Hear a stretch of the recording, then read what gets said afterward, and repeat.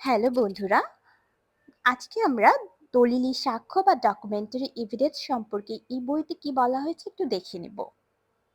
অনেক মামলায় মৌখিক সাক্ষ্য পর্যাপ্ত হয় না। মৌখিক সাক্ষ্যের সমর্থনে দলিলি সাক্ষ্য প্রমাণের প্রয়োজন হতে পারে। যেমন বাদী যদি খরিদ মূল্যে নালিশি ভূমিতে সত্ত্ব দাবি করে তাহলে অবশ্যই তার খরিদা দলিল, নাম খারিজের আদেশ, খাজনার রসিদ ইত্যাদি দাখিল করে সেগুলো প্রমাণ করতে হবে। সাধারণ নিয়ম এই যে মূল দলিল যদি অপরপক্ষ স্বীকার না করে তাহলে প্রমাণে গৃহীত হওয়ার জন্য দাখিল করতে হবে। আর্জি দাখিল করার সময়ই আর্জির সঙ্গে ওইসব দলিল দাখিল করতে হবে। তেমনিভাবে বিবাদী পক্ষেও লিখিত জবাবের সঙ্গে যেসব দলিলের মাধ্যমে তার দাবি প্রতিষ্ঠিত করতে চায় সেসব দলিল দাখিল করতে হবে। উভয় পক্ষকেই ফিরিস্তি তালিকার মাধ্যমে দলিলগুলো দাখিল করতে হবে। দলিলগুলো দাখিলের জন্য সিআরও ভলিউম 2 এর ফর্ম নং 22, ফর্ম নং 5 of the Appendix H of Schedule 1 to the Code ব্যবহার করতে হবে। যখন কোনো সাক্ষী দ্বারা ওইসব দলিল প্রমাণ করার প্রশ্ন উঠবে তখন দলিলের তালিকা হতে দলিলটি আদালতের সামনে পেশ করতে হবে। যে দলিল ওই তালিকায় নেই সে দলিল আদালতের অনুমতি ব্যতীত প্রমাণের জন্য আদালতের সামনে পেশ করা যাবে না। অর্ডার 7 এর বিধি 18 এবং অর্ডার 8 এর বিধি 1 এর উপবিধি 5 দ্রষ্টব্য। দলিল প্রমাণের জন্য দুটি পন্থা বা উপায় রয়েছে। এভিডেন্স অ্যাক্টের ধারা 62 থেকে 65 দ্রষ্টব্য। একটি হলো প্রাথমিক সাক্ষ্য বা প্রাইমারি এভিডেন্স আর একটি হলো সেকেন্ডারি এভিডেন্স। কিন্তু যে ক্ষেত্রে প্রাইমারি এভিডেন্স দেয়া সম্ভব, যেমন মূল দলিলটি উপস্থিত করা সম্ভব, সেক্ষেত্রে ওই মূল দলিলটি প্রাইমারি এভিডেন্স ধারা 62 এবং কোনো দলিলের সার্টিফাইড কপি বা অন্য কোনো উপায়ে তৈরি নকল ইত্যাদি সেকেন্ডারি এভিডেন্স ধারা 63। কোন কোন ক্ষেত্রে সেকেন্ডারি এভিডেন্স দেয়া যেতে পারে তা 65 ধারায় উল্লেখ করা হয়েছে। মূল দলিল প্রমাণের জন্য সম্পাদনকারী, দলিলের লেখক, সম্পাদনকারী শনাক্তকারী, দলিলের সম্পাদন প্রত্যয়ন ব্যক্তিগণ উপযুক্ত কম্পিটেন্ট সাক্ষী হিসেবে গণ্য হয়। সম্পাদনকারী মৃত হলে সম্পাদনের সময় উপস্থিত ছিল এমন ব্যক্তি প্রত্যয়নকারী, শনাক্তকারী প্রভৃতি ব্যক্তিদের মাধ্যমে সম্পাদন প্রমাণ করা যাবে। যে ক্ষেত্রে অপরপক্ষ দলিলটি অস্বীকার করে সেক্ষেত্রে উল্লিখিত ব্যক্তিদের মধ্যে যাদের পাওয়া যাবে তাদেরকে আদালতে উপস্থিত করা অবশ্য উচিত। কোন কোন অবস্থার প্রেক্ষিতে সেকেন্ডারি এভিডেন্স গ্রহণযোগ্য সে সম্পর্কে বিস্তারিত আলোচনা 66 DLR এডি 86 পৃষ্ঠায় প্রকাশিত সিদ্ধান্তে রয়েছে। বিশেষ দ্রষ্টব্য: আমরা প্রায় ডকুমেন্টারি এভিডেন্স বা এর বাংলা দালিলিক সাক্ষ্য লিখে থাকি। দালিলিক শব্দটি ভুল, কারণ বাংলা একাডেমির বেঙ্গলি ইংলিশ ডিকশনারি এ দলিলি প্রমাণ লেখা আছে। এটি বানানের উৎস বিধায় দালিলিক বানানের পরিবর্তে সঠিক বানান দলিলি লেখা হয়েছে। এভাবে বানানের ক্ষেত্রে বাংলা একাডেমির অভিধান অনুসরণ করা হয়েছে। কোনো কোনো শব্দের একাধিক বানান রয়েছে যা অক্ষুণ্ণ রাখা হয়েছে, যেমন বাদী বাদী, জারি জারি, শ্রেণী শ্রেণী, আপিল আপিল, নিলাম নিলাম, অসঙ্গতি অসঙ্গতি ইত্যাদি। বিতর্কিত কোনো দলিল, বিশেষ করে কোনো দলিল জাল বলে দাবি করা হলে শুধুমাত্র মৌখিক সাক্ষ্য দ্বারা ওই দলিলের জেনুইননেস প্রমাণিত হবে না। যদি ওই দলিলের সই মোহরি নকল দাখিল করা হয় তাহলে রেজিস্ট্রি অফিস হতে ভলিউম কল ফর করতে হবে, কারণ সম্পাদনকারীর দস্তখত বা টিপসই ওই ভলিউমে থাকবে এবং প্রয়োজনে স্বীকৃত দস্তখতের সঙ্গে তুলনা করে জেনুইননেস প্রমাণ করা যাবে। আর যদি টিপসই থাকে তাহলে জেনুইননেস নির্ধারণ করার জন্য এক্সপার্টের নিকট পাঠানো যেতে পারে। কবুলিয়ত প্রমাণের জন্য সংশ্লিষ্ট রেজিস্ট্রি অফিস হতে প্রথমে তলব করতে হবে এবং তারপর ওই কবুলিয়ত সই মোহরি নকল গ্রহণযোগ্য হবে। কবুলিয়ত পাবলিক ডকুমেন্ট নয়, সে কারণেই উক্তরূপে প্রমাণ করতে হবে। একটি মামলায় হাইকোর্ট বিভাগের সিদ্ধান্ত নিম্নরূপ: কোনো মূল দলিল নষ্ট হয়ে গেছে, হারিয়ে গেছে ইত্যাদি অজুহাতে সেই দলিলটি উভয় সহি মুহুরি নকল দিয়ে প্রমাণ করা যায়। সুতরাং যেহেতু তল্লাশিপত্র মোতাবেক রেন্ট স্যুটের মূল নথি ধ্বংস করে দেওয়া হয়েছে এবং বায়নামা, দখলনামা এবং স্যুট রেজিস্টারের সহি মুহুরি নকলসমূহ মামলা রুজু হওয়ার ৩০ বছর পূর্বে উত্তোলিত এবং যেহেতু পরীক্ষান্তে উক্ত প্রদর্শনী সমূহ জাল জালিয়াতির মাধ্যমে সৃষ্ট বলে প্রতীয়মান হয় না এবং জাল জালিয়াতির মাধ্যমে সৃষ্ট হয়েছে মর্মে বিবাদী পক্ষ কোনো ধরনের সাক্ষ্য দাখিল করতে পারেনি, সেহেতু তিনটি প্রদর্শিত দলিল প্রদর্শনী ২, ৩ এবং ৪ বিশ্বাস না করা বা এগুলোর ওপর নির্ভর না করার কোনো যৌক্তিক কারণ নেই।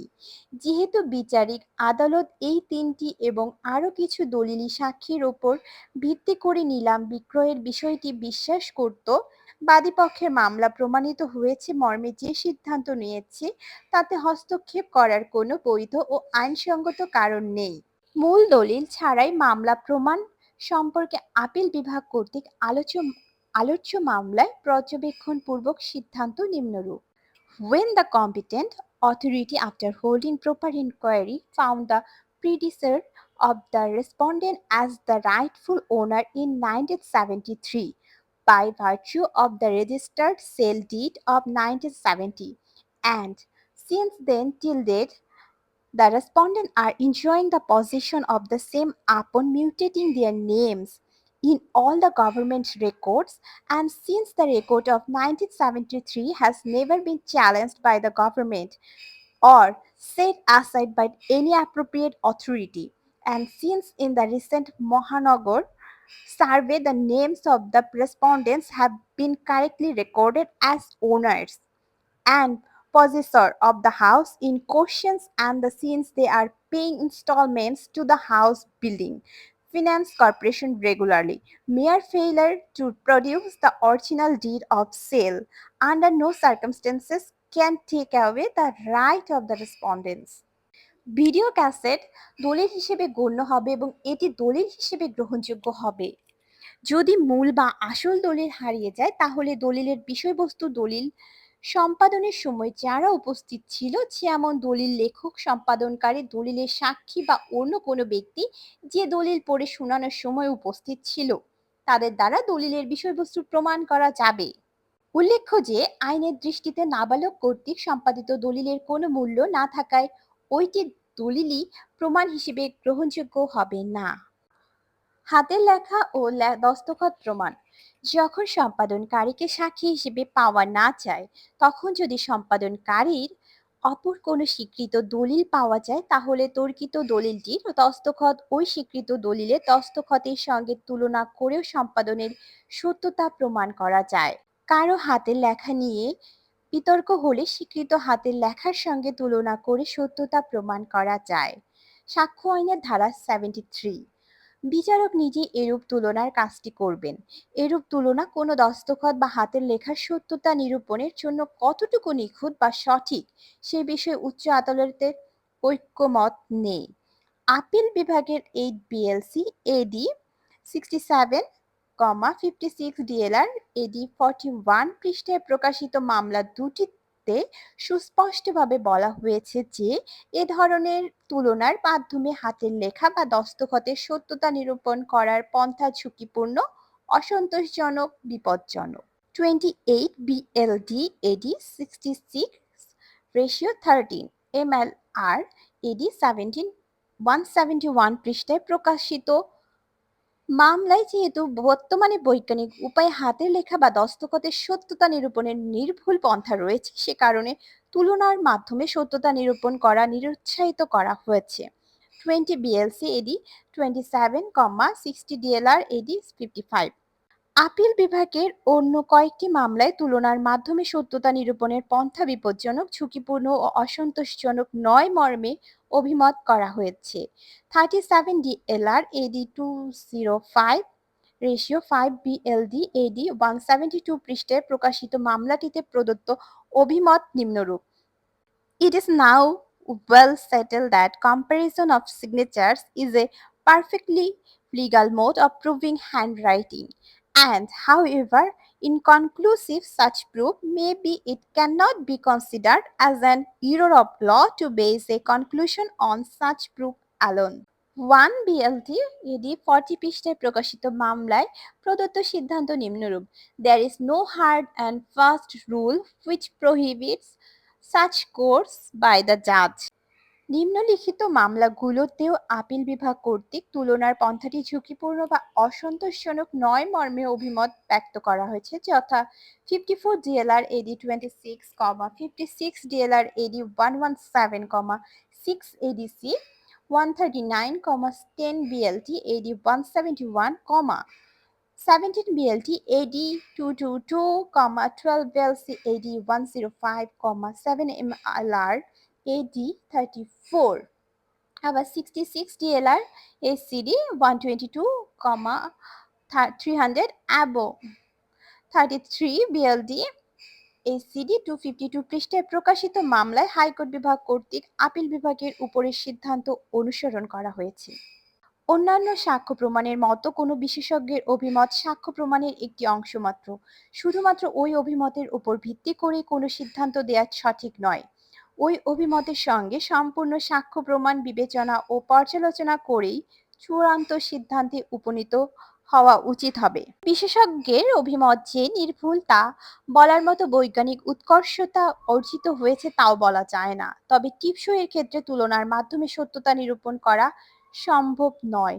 সেক্ষেত্রে অবশ্যই বিশেষজ্ঞের নিকট অভিমতের জন্য পাঠাতে হবে। আরও দেখা যেতে পারে 6226 বিএলসি এডি 202140। বর্তমানে ডিজিটালাইজেশনের যুগে হাতের লেখা বা টিপসইয়ে সত্যতা নিরূপণের প্রযুক্তিও উন্নত হচ্ছে। বর্তমানে কোনো দেশের যেমন যুক্তরাষ্ট্রের ভিসা দেওয়ার সময় ভিসা প্রার্থীর 5 আঙ্গুলের ছাপ গ্রহণ করা হয় এবং সে সময় ওই দেশে এন্ট্রি পোর্টে পৌঁছে তখন ওই পোর্টে আবার তার 5 আঙ্গুলের ছাপ নিয়ে যদি দেখা যায় যে ভিসা ইস্যু করার সময় যে ছাপ গ্রহণ করা হয়েছিল তার সঙ্গে পোর্টে গৃহীত ছাপ মিলেছে, তখনই ওই যাত্রীকে প্রবেশের অনুমতি দেওয়া হয়। আমাদের দেশের আদালতেও এই প্রযুক্তি ব্যবহার করা সম্ভব হতে পারে এবং বিচারক নিজেই উক্ত বিষয়ে তৈরি সফটওয়্যারের মাধ্যমে তর্কিত ও স্বীকৃত টিপসই পরীক্ষা করে সত্যতা নিরূপণ করতে পারবেন। বছরের পর বছর বিশেষজ্ঞের রিপোর্টের জন্য অপেক্ষা করতে হবে না। বর্তমানে ওইরূপ রিপোর্ট পেতে 2 থেকে 3 বছর সময় লাগে এবং রিপোর্ট পাওয়ার পরে ওই বিশেষজ্ঞকে সাক্ষী হিসেবে উপস্থিত করতে অন্তত কয়েকবার সময় দিতে হয়। ওই ধরনের বিশেষজ্ঞের সংখ্যা যে সংখ্যক বিষয় রিপোর্টের জন্য পাঠানো হয় তার চেয়ে অনেক অনেক কম। সেজন্য 3 থেকে 4 বছর বিলম্ব হয়ে যায় বিষয়টি মীমাংসা করতে। আপিল বিভাগের উপরে উল্লেখিত বহু সংখ্যক সিদ্ধান্তের প্রেক্ষিতে তুলনার মাধ্যমে হাতের লেখা এবং দস্তখত সত্যতা নিরূপণ যদি করা হয় তাহলে অনেক মামলার বিচার ত্বরান্বিত হবে।